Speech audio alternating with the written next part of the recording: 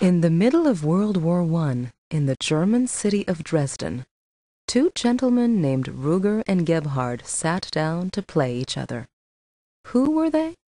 After 80 years, their stories are lost to us. Their names live on, though, thanks to this gem. Like the trench warfare that was then devouring Europe, Ruger's army constricts Gebhard's until there's no place to run and nowhere to hide. The game begins with an excellent move, pawn to e4. White fights for key squares in the center. Black matches White's opening jab, also grabbing a piece of the center. White backs his claim to the center with knight to f3. Black counters the white knight's control, square for center square.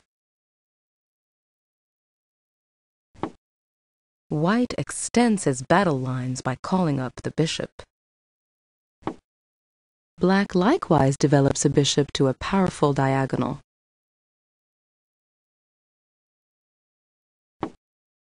This is a good move. White is preparing to play pawn to d4, building a strong pawn center. In the opening, the most important area on the battlefield is the center, in particular these four squares.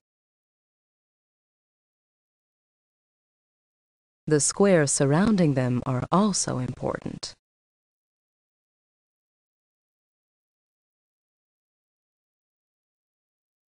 In this game, control of the center allows White's pieces to take up aggressive positions, forcing Black to retreat.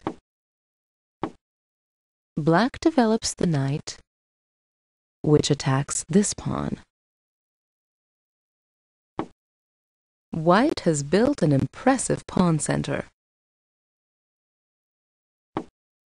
The only good move, Black can't let White keep all those pawns in the middle of the board. Black's bishop is threatened and will have to move. By checking the king, the bishop escapes without Black falling another move behind. White blocks the check while mobilizing the rest of his cavalry. Black castles. Usually castling is a good move, but here it's too soon. The center pawns are formidable and must be destroyed. Black had only one good move in this position. Knight captures on e4. This move is possible because of the pin on White's knight.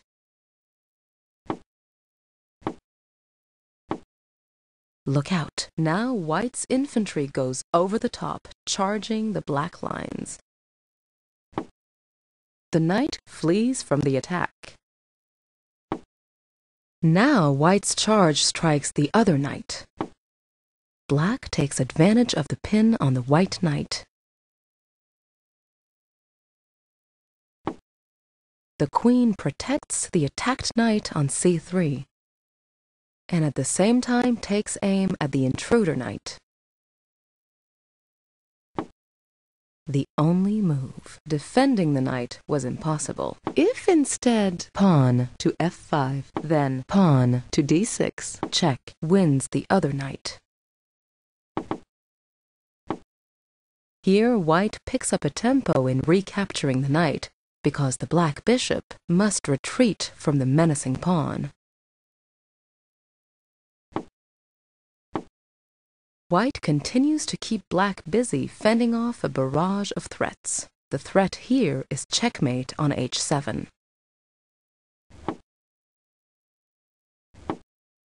Black blocks this diagonal with his next move.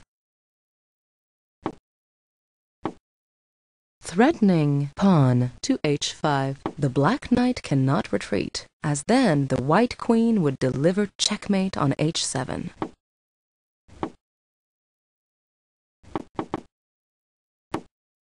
Black tries to chase away the menacing knight. This move opens a powerful diagonal against the black king. White now threatens to win Black's knight. Black can't recapture with this pawn. Because it's pinned to his king.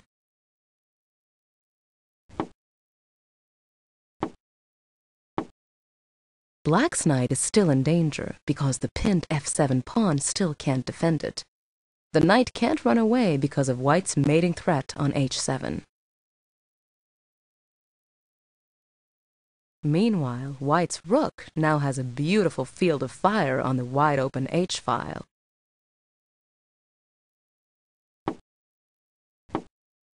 Remember, the f7 pawn is pinned against the black king. The white queen can't be captured. Gebhard, noting that Ruger's king is still in the center of the board, mounts a desperate attempt to save the game.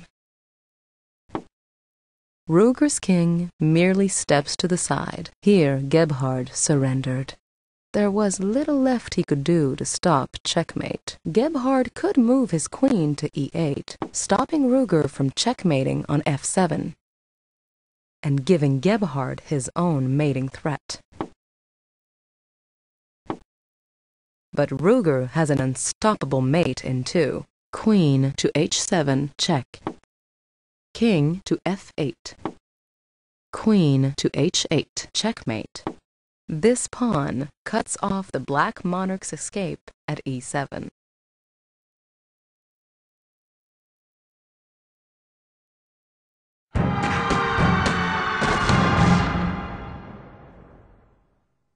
Because his opponent did not fight for the center squares, Ruger occupied them with his own forces. His position then became more powerful with every move. Keep this in mind in your own games. Never give up the center. If you do, don't be surprised to find your territory overrun by enemy soldiers.